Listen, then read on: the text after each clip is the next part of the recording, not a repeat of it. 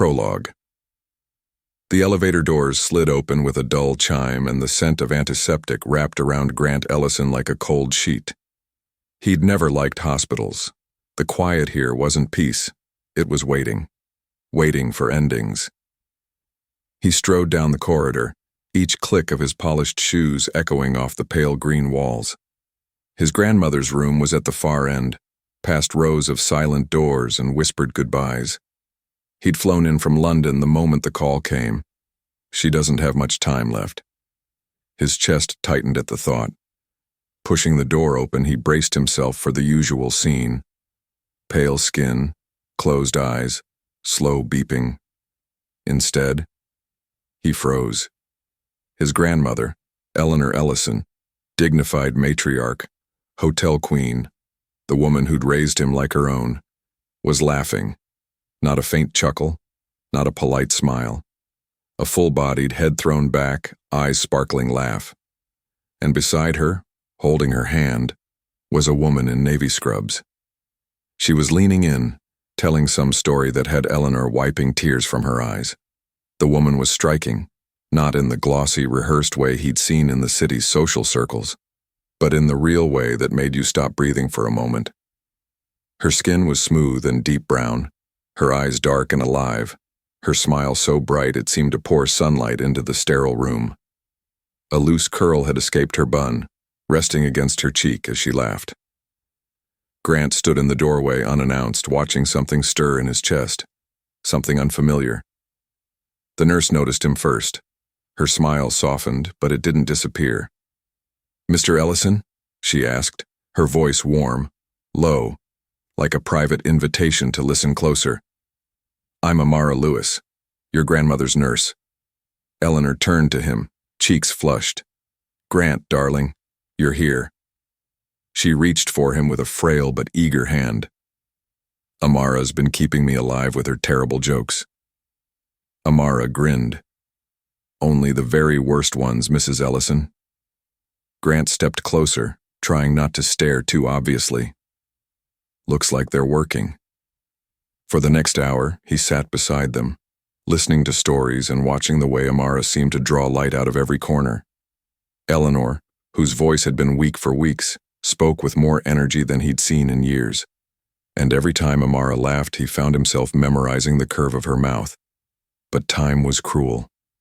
By evening, Eleanor's strength waned, and the sparkle in her eyes dimmed.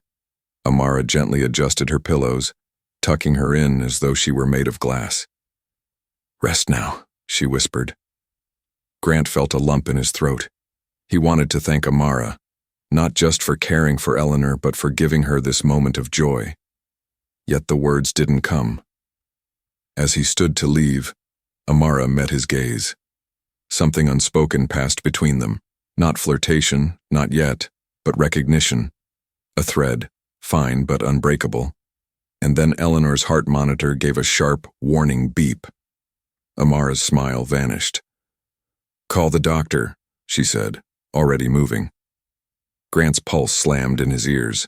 Welcome to another episode of Ever After Romance. Put in the comments section where you are listening from, and don't forget to subscribe, so you won't miss another romantic moment. Chapter 1. The Funeral. The sky had opened in mournful gray by the time Grant arrived at the Grand family estate, a heavy mist settling over the manicured lawns like a soft shroud. The guests filtered quietly into the chapel, their faces a blend of sorrow and duty. The scent of lilies filled the air, sweet and bittersweet. Grant stood near the back, tall and composed in his tailored black suit. But inside he felt raw, like the ground beneath his feet had shifted. His grandmother, Grant Ellison, was gone. The light she had carried in life was now a memory hanging thick in the chapel. His eyes scanned the gathering, finally resting on a figure near the front. Amara Lewis. She wore a modest black dress, her posture dignified yet reserved. The same warm eyes that had held his grandmother's in that hospital room now shimmered with tears she dared not shed openly. She looked smaller here, out of place among the elite, but something about her presence was undeniable. When the funeral service began, Amara stood to speak. Her voice was steady but filled with heartfelt emotion. Eleanor was more than my patient. She was my teacher, my inspiration. In her final days, she showed me how to find laughter in the darkest hours. I am honored to have been by her side. Grant felt the words pierce him deeper than he expected. For the first time, he saw this woman as more than just a nurse. She was someone who understood love in its quiet, sacrificial form. The crowd shifted, murmurs rising. A few glanced at Amara with thinly veiled surprise, some with respect. After the service, people clustered in groups sharing condolences. Grant's mind was a storm of thoughts, but one clear truth stood out. He needed to know more about Amara Lewis. He finally approached her as she was gathering her things near the chapel doors. "Ms. Lewis," he began, voice low, careful. "Thank you for what you said today, for everything you did for my grandmother." Amara looked up, surprised by the sincerity in his eyes. "Mr. Ellison, it was my honor. Your grandmother had a spirit that touched everyone she met." There was a pause, filled with the weight of unspoken words. Grant wanted to ask her so much more, but he hesitated, unsure how to cross the line between gratitude and something more. Instead, he said, "I'd like to get to know you better, if that's all right." Her eyes flickered, guarded but not dismissive. "I'm not sure I'm the kind of woman who fits into your world," she said quietly. His smile was gentle but firm. "Maybe that's exactly why I want to." Amara's lips twitched, a hint of a smile breaking through the veil of grief and caution. "We'll see," she replied, turning away with a grace that made him want to follow. Grant watched her go, the taste of hope mixed with uncertainty lingering in the air. Outside, the wind tugged at the edges of his coat, whispering promises of something new, something he'd never dared to believe in before. Chapter 2. A polite distance. The rain had stopped by the time Grant stepped out of the chapel, but the ground was still slick beneath his shoes. Guests were climbing into sleek black cars, the soft hum of engines blending with the sound of distant thunder. He spotted Amara at the far end of the courtyard, speaking quietly to an older woman in a beige coat. The older woman squeezed her hand, then left, disappearing into the crowd. Amara stood alone, adjusting the strap of her bag. Grant made his way toward her, each step deliberate. He didn't like the feeling in his chest, that restless pull he couldn't quite name. He had met hundreds of women in his life, models, heiresses, socialites. They'd all smiled at him the same way, as if they'd already decided what his money could do for them. But Amara, her eyes were different. "Amara," he called, his voice cutting through the low murmur of voices around them. She turned, that guarded expression sliding into place again. "Mr. Ellison," she greeted, polite, her tone soft yet distant. "Grant," he corrected gently. "We've already been through life and death together. I think we can skip the formality." Her lips curved just slightly, but she didn't take the bait. "I was just leaving." He glanced at the modest hatchback parked nearby. "Then maybe I could walk you to your car." "That's not necessary," she said quickly, adjusting her bag again. "I appreciate the offer, but I'd rather not make things complicated." His brow furrowed. "Complicated?" She exhaled, her gaze steady but not unkind. "You're grieving. I understand that.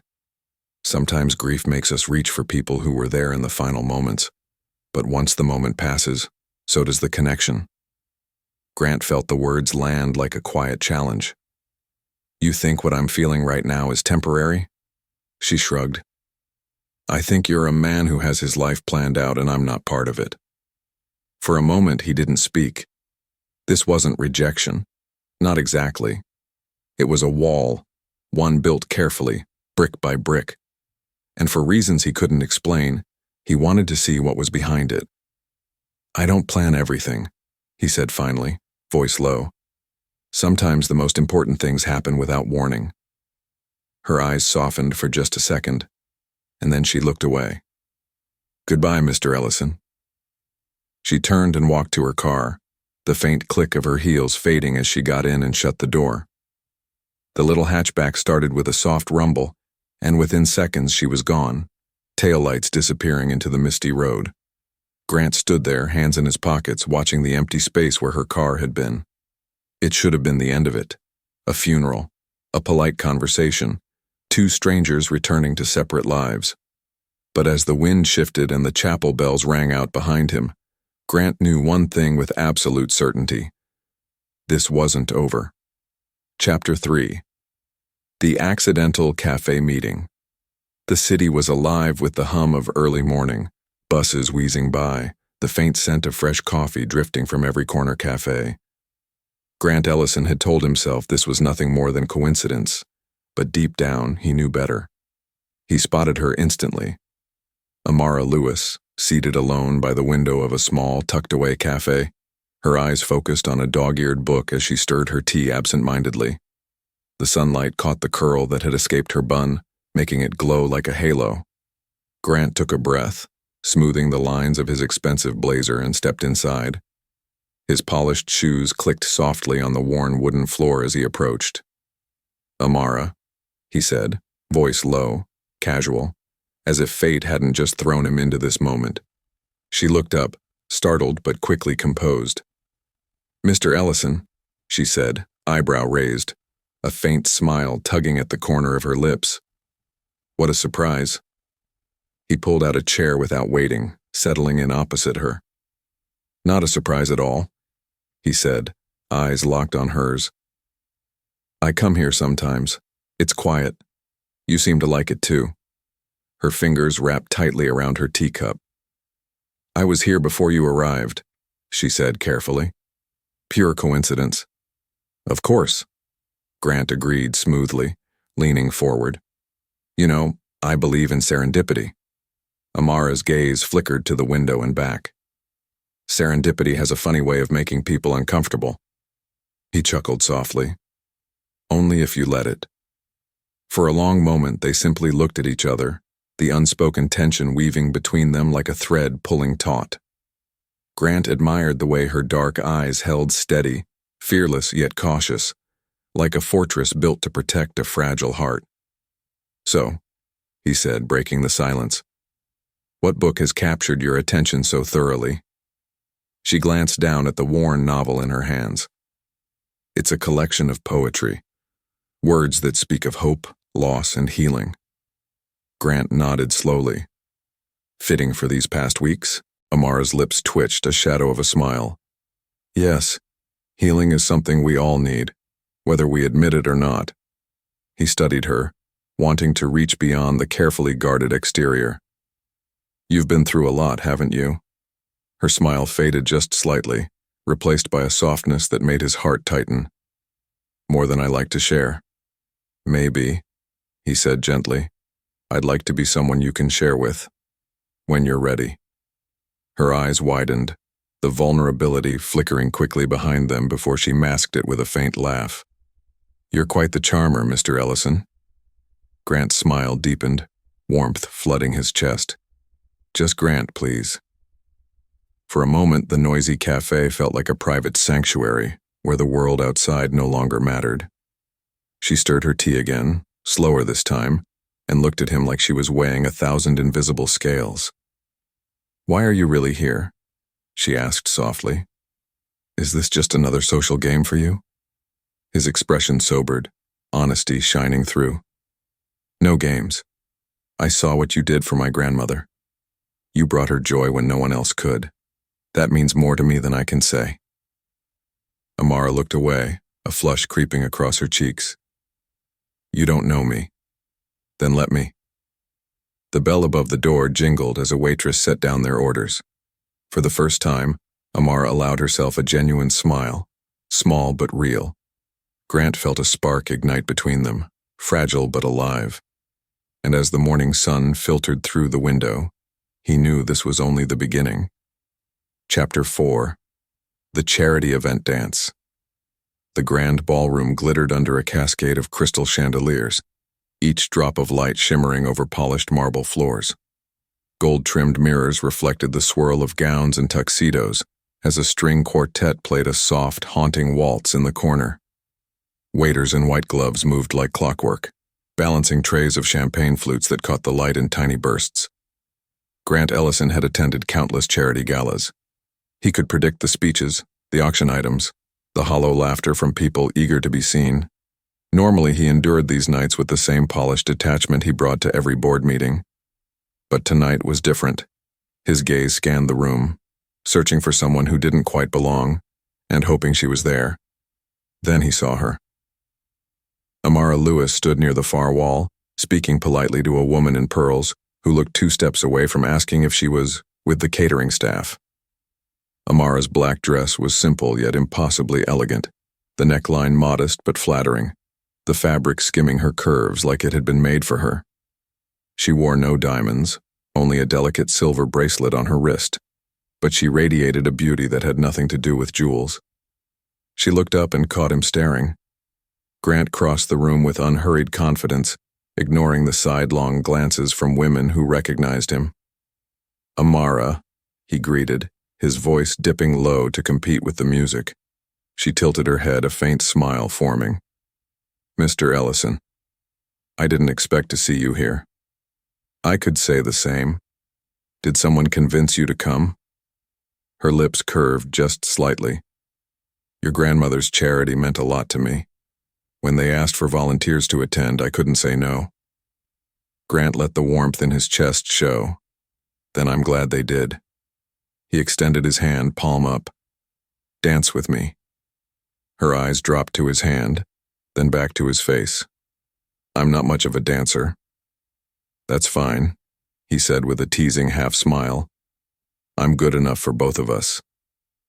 Before she could protest, his fingers brushed hers.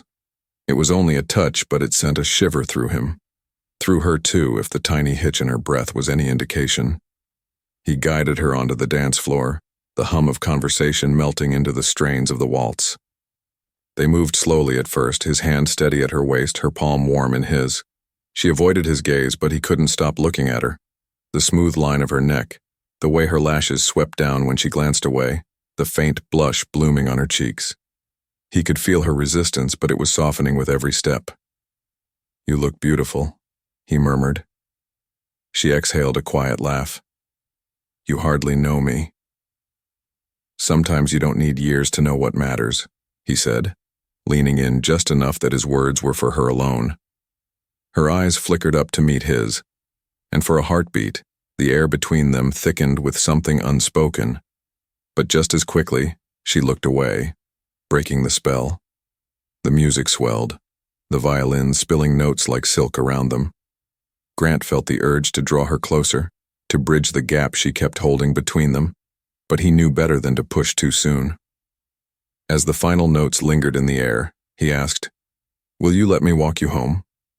Amara hesitated, her expression unreadable. "That wouldn't be a good idea." "Why not?" She gave a small, almost apologetic smile. "Because I don't want to start something I can't finish." Before he could answer, she slipped from his grasp, disappearing into the crowd like a shadow swallowed by light. Grant stood alone on the dance floor, the warmth of her still on his hand, and knew with absolute certainty this wasn't the last time he would try. Chapter 5. The Overheard Conversation. The night after the gala, Grant found himself restless.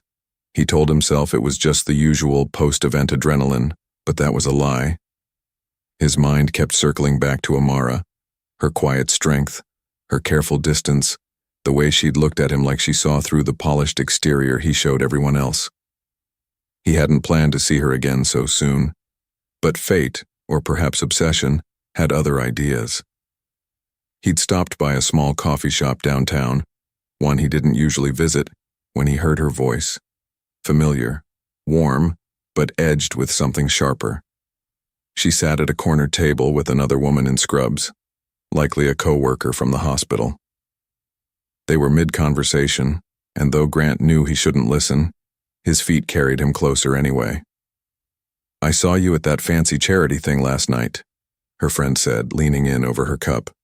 "You were with Grant Ellison, weren't you?" The hotel guy? Amara sighed softly. Yes, but it wasn't like that. He asked me to dance, that's all. Her friend grinned. He's gorgeous, rich, and clearly interested. So why are you acting like it's a bad thing? Amara stirred her tea slowly, her gaze dropping to the swirling liquid. Because men like him don't really see women like me, not for who we are. They see an idea, a challenge, maybe even a charity case. I've worked too hard to be anyone's project. Grant's chest tightened. Her friend frowned. That's not fair. You can't know what he's thinking. I've met men like him before, Amara said, her voice quiet but firm. Wealthy, powerful, used to getting what they want. They like the idea of someone different, someone who doesn't chase them, but eventually, they get bored. And I'm not going to let myself fall for something that will end in heartbreak. Grant's jaw tensed.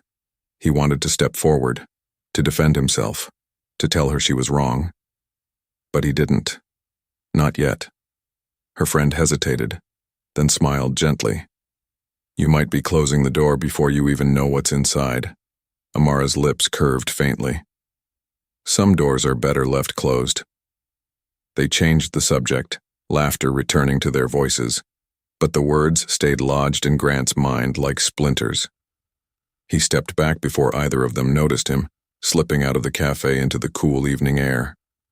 The city around him buzzed with life, horns, chatter, footsteps on wet pavement, but all he could hear was her voice, laced with caution. She didn't trust him. Worse, she didn't trust anyone like him. It should have discouraged him. Instead, it lit something in his chest, a stubborn flame that refused to be extinguished. If she thought he was just another spoiled millionaire looking for a fleeting thrill, then he'd prove her wrong. Not with grand displays of wealth, not with charm alone, but with time, with persistence. Because now it wasn't just about wanting her, it was about earning her trust. And that Grant knew would be the hardest challenge he'd ever taken on. Chapter 6. The Quiet Rescue. 2 weeks passed with no contact.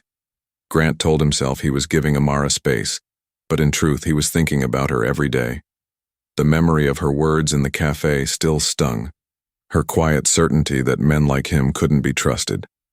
And yet he couldn't let go of the pull he felt toward her.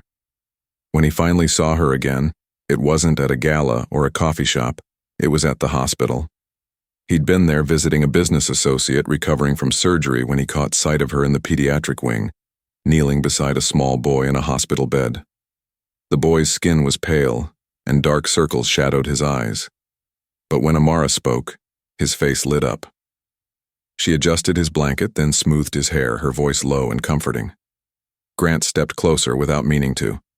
The boy looked to be around 10, but the resemblance in his features, Amara's warm eyes, the shape of her smile, was unmistakable.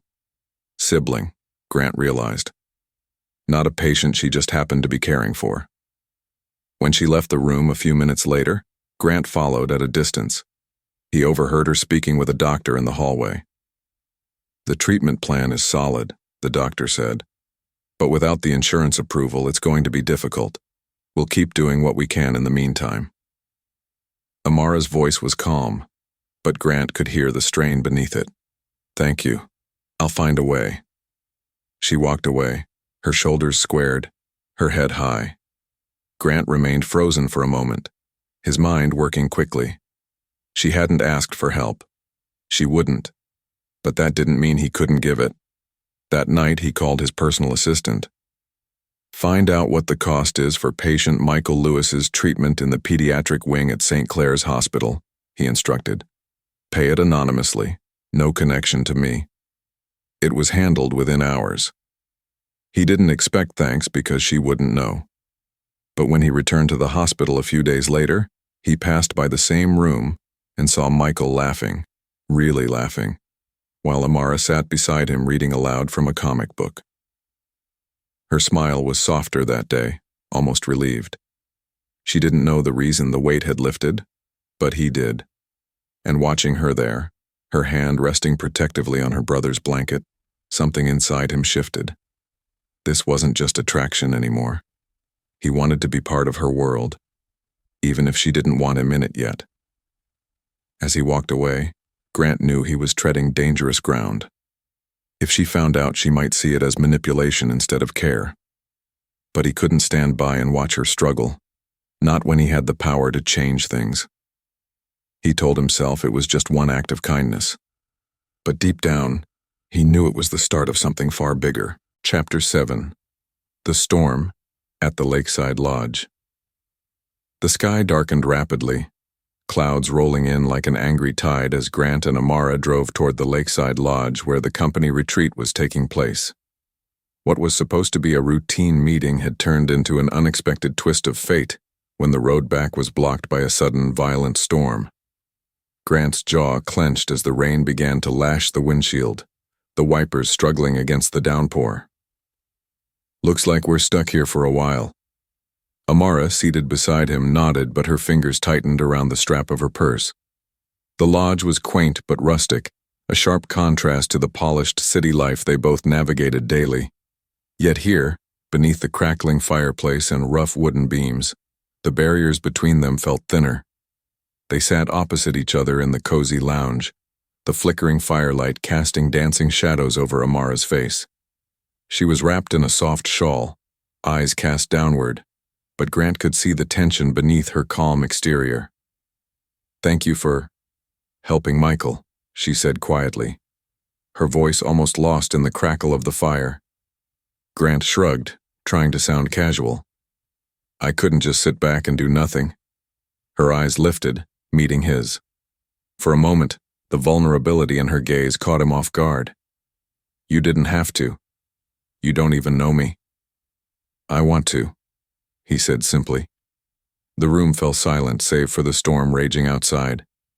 The intimacy of the moment wrapped around them, a fragile thread binding their unspoken feelings. Suddenly, a sharp crack of thunder startled them both. Amara's breath hitched and Grant reached out instinctively, brushing a loose strand of hair from her face. "You're trembling," he observed softly. She pulled her shawl tighter, then laughed, a sound half shy, half defiant. "Not from the storm." Grant's heart skipped. He shifted closer, careful not to overwhelm. "I'm here. You're safe." The tension between them thickened. Every glance, every brush of skin charged with possibilities. Neither moved closer, yet neither pulled away. Hours passed with conversations that skirted the edges of personal truth, dreams shared in whispers, fears revealed in fleeting glances. When the storm finally subsided, neither wanted to break the spell. Grant stood, offering his hand. "Let me walk you back." She took it, her fingers warm in his. Outside, the air was crisp and fresh, the lake's surface calm beneath a clearing sky. Their footsteps echoed softly as they moved side by side. Amara glanced up at him, a hesitant smile playing on her lips. Maybe some things are worth the risk." Grant smiled back, hope blossoming in his chest. As they reached the lodge's entrance, the moment hung between them, charged, electric. And then, the shrill ring of Grant's phone shattered the silence. He glanced at the screen, an unknown number. The interruption was sudden, unwelcome. Grant's jaw tightened as he answered. "Grant, it's me," came the voice, sharp, cold. "We need to talk, now." He shot Amara an apologetic look before stepping away. The fragile moment was broken, but something had changed between them, and neither would forget it. Chapter 8. The Almost Kiss. Interrupted. The night air was thick with the scent of pine and damp earth as Grant and Amara stood just outside the lodge, their breaths visible in the chill. The storm had passed, but the electricity between them hadn't. The flickering light from a nearby lantern cast shadows across their faces, making his gaze linger on the curve of her cheek, the way her eyes shimmered with something unspoken. Grant's heart hammered as he stepped closer, his voice barely more than a whisper. "Amara." She met his gaze, her own eyes wide and searching, as if trying to read the truth behind his calm exterior. The world seemed to shrink, the space between them closing until it was nothing more than a breath. For a moment, time held its breath. He reached out, fingers trembling slightly, and tucked a loose strand of hair behind her ear. Her skin was warm beneath his touch, and his pulse quickened, a raw longing twisting deep in his chest. Amara's lips parted just a fraction, her eyes fluttering closed as if she was ready to surrender to the moment. Then, the shrill ring of Grant's phone shattered the fragile silence like a gunshot. He cursed under his breath, pulling back reluctantly as he fumbled for the device in his pocket. "Grant?" came a cold, sharp voice from the other end. "We need to talk. Now. It's urgent." His gaze flicked to Amara's, apologetic and heavy with regret. "I have to take this." Amara nodded, her smile faltering but understanding. "Go ahead." Grant stepped away, the weight of the call pressing down on him. He moved behind a thick oak tree, lowering his voice. "What is it?" "There's been a development with the shareholders. The merger isn't as smooth as we hoped. And there's something else. About your grandmother's estate. It's not just business anymore. You need to be prepared." His grip tightened on the phone, anger and frustration bubbling beneath the surface. "I'll handle it, thanks for the heads up." The line went dead. He glanced back at Amara, who was watching him from under the soft glow of the lantern, her expression a mixture of concern and something else. Fear, maybe. Grant swallowed hard. The night had shifted. The promise in the air now tangled with the weight of responsibilities and secrets neither was ready to face. "I'm sorry," he said, stepping closer again. But this time the tension between them was laced with uncertainty. Amara gave a small, tired smile. "It's all right. Life doesn't wait for perfect moments." He reached for her hand, fingers brushing hers gently. "I don't want to lose what's starting here." Her gaze softened, and for a second the world felt right again. But the distance lingered, an unspoken warning that danger was closer than either dared admit. As they stood beneath the stars, the night whispered promises and threats in equal measure, and neither knew what the dawn would bring. Chapter 9. The Rift. The days after the lakeside night were heavy with unspoken words. Grant's world had become a maze of boardroom battles and family secrets, each call pulling him further from the fragile connection he was building with Amara. But nothing prepared him for the blow that came crashing down one ordinary afternoon. He was at his penthouse office when his phone buzzed with an urgent message. It was from a close friend at the hospital, a whisper of news that would change everything. "Amara knows." His heart slammed in his chest. He hadn't expected it, hadn't planned for her to find out about the anonymous payments for Michael's treatment. He thought he was protecting her, giving her a gift without strings. But now that she knew, everything was fragile. That evening, he found her at the community center where she volunteered. The room was filled with children's laughter and soft chatter, a stark contrast to the storm brewing inside him. She was speaking with a group of kids, her face lit with genuine warmth. But when she saw him, the light dimmed, replaced by guarded eyes. "Grant," she said, voice tight but steady. "We need to talk," he said, stepping forward, trying to bridge the gap he'd unintentionally widened. Amara crossed her arms, her jaw set. "I know about the hospital bills." He froze. "You do?" She nodded, biting her lip. "I found out. Someone tipped me off." "It was me," he confessed quickly. "I wanted to help, no strings attached. I didn't want you to worry." Her eyes flashed with hurt and anger. "No strings? You don't get to decide that for me. I'm not some charity case or a project you fix with money." Grant swallowed hard, the sting of her words settling deep. "I didn't mean to hurt you." "But you did," she said, voice breaking slightly. "You broke my trust.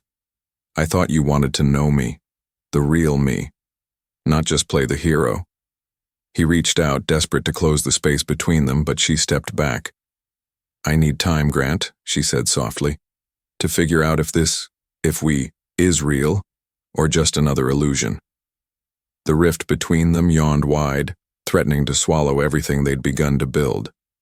As she walked away, Grant stood alone in the crowded room, the echoes of children's laughter now a painful reminder of what was slipping through his fingers. He knew that if he wanted Amara, he'd have to prove it wasn't about money or saving. It was about love, real, messy, and worth fighting for. Chapter 10. The Apology and Promise. Rain slicked the streets as Grant stood outside Amara's apartment building, his hands shoved deep in his coat pockets. The city was a blur of headlights and umbrellas, but all he could focus on was the warm light glowing faintly from her window above. He'd spent 3 days replaying her words, each one slicing deeper. 3 days of silence from her. 3 days of wondering if he'd ruined the one thing in his life that felt honest. Tonight, he wasn't leaving until she heard him out. When she finally appeared at the entrance, umbrella in hand, she froze at the sight of him. "Grant?" "Amara, please," he said, stepping forward.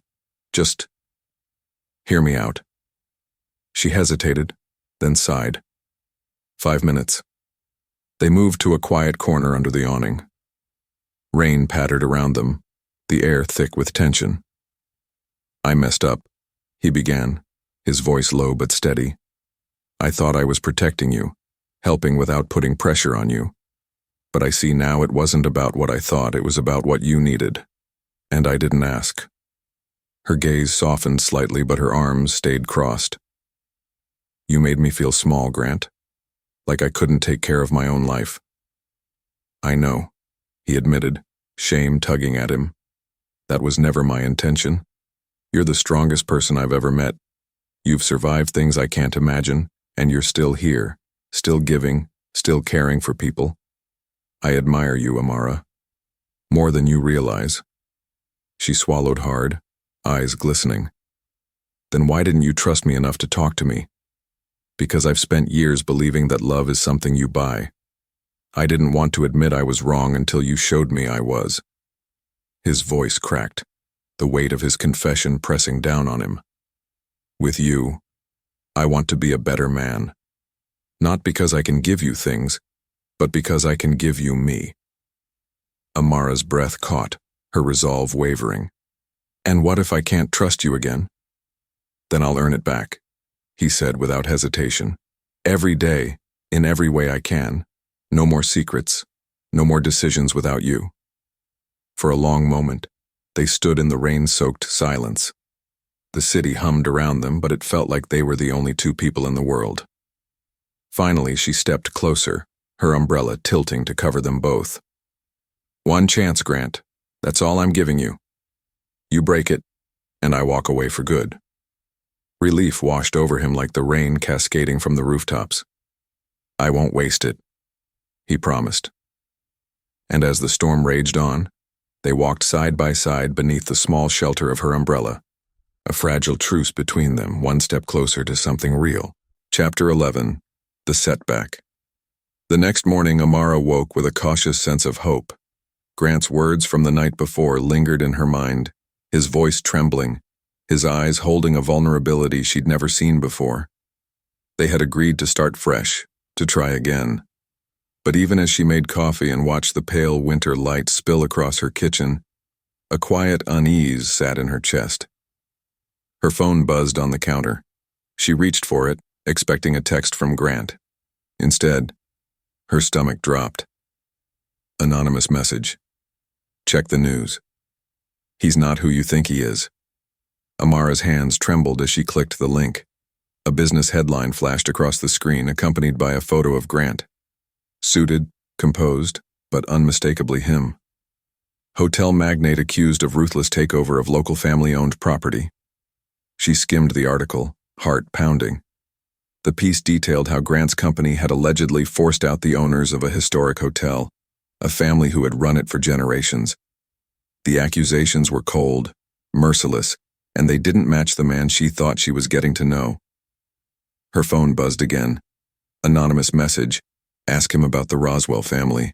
Ask him what he took from them. By the time Grant knocked on her door later that morning, Amara's mind was a storm. "Morning," he said, offering a faint smile. "I brought breakfast." She crossed her arms. "Tell me about the Roswell family." His smile faltered. What? You heard me, she said, her voice sharp. I read the article. Did you force them out of their hotel? He set the bag of food on the counter, his expression tightening. It's not that simple. Then make it simple, she shot back. Because right now it looks like the man I decided to give another chance to is exactly the kind of person people warned me about. Grant raked a hand through his hair, frustration flickering in his eyes. The Roswell deal was complicated. Yes, my company bought their property, but it wasn't some malicious scheme. They were drowning in debt. I gave them a way out. A way out, or a way you could profit? She demanded. His jaw tensed. Both. The blunt honesty hit her like a punch. She stepped back, shaking her head. You promised me no more secrets, Grant. This feels like a pretty big one. I didn't tell you because I knew how it would look, he admitted. But what you don't know is why I did it. Then tell me, she said, voice low. He hesitated. Too long. And in that pause, the trust they had started to rebuild cracked. I can't, he finally said. Amara's chest tightened. Then, maybe we're not ready for this. Grant's eyes darkened with something she couldn't read. You're going to have to decide if you want to judge me by headlines, or by what you've seen with your own eyes. And with that, he left, the door closing behind him with a quiet finality that made her realize this wasn't over. It was just getting messier. Chapter 12. The Truth Revealed. The office was quiet except for the soft hum of the city outside. Grant sat behind his sleek mahogany desk, fingers steepled, eyes distant. The weight of the past weeks pressed down on him like a storm ready to break. When Amara stepped in, the afternoon sun catching the gold highlights in her hair, his heart tightened. She was resolute, eyes steady, no longer the guarded woman he had met, but someone demanding truth. Grant, she said, voice calm but fierce. I'm here. Tell me everything. He took a deep breath, the kind that settles dust on old wounds. The Roswell family. His voice cracked, raw with memories. They weren't just a business deal. They were my family once. Her eyes widened. What do you mean? My father, he began, voice heavy, was the one who forced them out. He ruined their legacy to save our empire. I grew up with that shadow, the guilt, the anger. Amara stepped closer, her hand brushing lightly against his. And you inherited that? The debt of their pain? Grant nodded. When I took over the company, I promised myself I'd make it right. Buying back the hotel wasn't just a business move. It was my way of trying to heal. He paused, searching her face. I wanted you to understand why I couldn't tell you. Because this is more than money, it's about redemption, about breaking cycles of hurt. Amara's eyes softened, tears shimmering but not falling. That's why you've been so guarded, because you carry more than just your own pain. Yes. He reached for her hand, his voice low, earnest. I don't want you to be part of the story because of my mistakes. I want you to be part of the future I'm trying to build. Her breath hitched. Grant, I want to believe in that future. He pulled her close, careful, reverent. Then let me prove it. Every day, with everything I am. The city skyline stretched out beyond the windows, lights sparkling like promises. And in that moment, surrounded by shadows and light, two souls began to mend, tentatively, fiercely, together. Chapter 13. The Grand Gesture. The sun dipped low over the city, painting the sky in shades of amber and rose. Grant stood on the rooftop terrace of the newly restored Roswell Hotel, the cool breeze ruffling his hair as he surveyed the crowd below. Tonight was more than a celebration. It was a statement, a promise not just to the city but to Amara. The guests mingled, laughter and music weaving through the air, but Grant's focus was singular. He spotted her near the entrance, radiant in a simple emerald dress that caught the light and made her eyes sparkle like stars. His heart thudded with a mix of nerves and hope. He approached slowly, every step deliberate. When he reached her side, Amara looked up, surprise and something softer. Trust? Flickering in her gaze. "I didn't expect you'd come," she said, voice low but steady. Grant smiled, the kind that held a lifetime of promises. "I wouldn't miss this for the world." He took her hand, guiding her to the center of the terrace where the city stretched endlessly, a tapestry of lights and life. "Amara," he began, voice carrying over the murmur of the crowd. "I've spent years building walls, around myself, around my heart. But you showed me what it means to truly see someone, not for their wealth, not for their name, but for who they are." Her eyes glistened as he continued, "Tonight, I want to tear down those walls, to build something real, with you." He reached into his pocket and pulled out a small velvet box, opening it to reveal a delicate ring, simple, elegant, yet full of meaning. "Will you be part of my future? Not as a charity, not as a project, but as my equal, my partner, my heart's home." Tears welled in Amara's eyes, her breath catching as the weight of the moment settled around them. She searched his face, seeing the raw honesty there, no pretense, no games. Slowly, she nodded, a smile breaking through that spoke of hope and new beginnings. "Yes, Grant, I will." The crowd erupted in applause, but for them the world had narrowed to this single, perfect instant. Grant slipped the ring onto her finger, his touch gentle, reverent. As the city lights blinked around them, two hearts beat in quiet harmony, scars and all ready to face whatever came next, together. Chapter 14. The New Beginning. Morning sunlight filtered softly through the linen curtains, casting a warm glow across the spacious bedroom. The gentle hum of the city outside was a comforting reminder that life, with all its chaos and beauty, was waiting beyond these walls. Amara stirred beneath the soft sheets, her fingers curling instinctively around the warmth on her hand. The delicate ring Grant had slipped onto her finger the night before caught the light, sparkling like a promise. She opened her eyes to find Grant already awake, sitting by the window with a thoughtful smile. His eyes met hers, and in that simple look, a world of unspoken words passed between them. "Good morning," he said softly. "Good morning," she replied, her voice still thick with sleep but full of contentment. He moved closer, brushing a stray lock of hair from her face. "Last night was everything I hoped for." Amara smiled, feeling the steady beat of his heart beneath her hand. It felt like the start of something real. They lay together, the quiet intimacy wrapping around them like a warm blanket. Neither needed to rush to speak. The peace between them said enough. Later, over breakfast in the sunlit kitchen, they talked about plans, not just business or obligations, but dreams. Amara shared her hopes of expanding her volunteer work, creating a foundation to help families like hers. Grant listened, captivated by her passion and kindness. "I want to support you," he said earnestly. "Not just with resources, but with everything I have." She reached across the table, squeezing his hand. "And I want us to be partners, equal in everything." Their connection deepened with each shared glance, each thoughtful word. The walls they had built around their hearts were crumbling, replaced by trust and hope. Outside, the city buzzed with life, but inside their home, a new world was taking shape, one built on honesty, respect, and love. Grant knew there would be challenges ahead.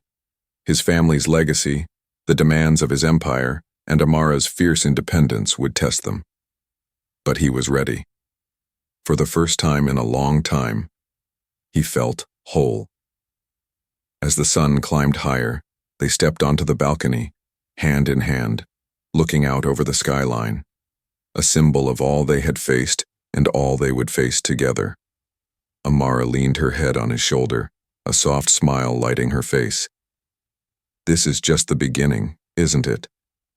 Grant nodded, pressing a kiss to her temple. the very best beginning. And with that, their hearts beat in unison, ready to write the next chapter of their story, together. Thank you for listening till the end. What love story have you ever imagined impossible? We'll love to hear it in the comments section. Don't forget to like, share, and subscribe.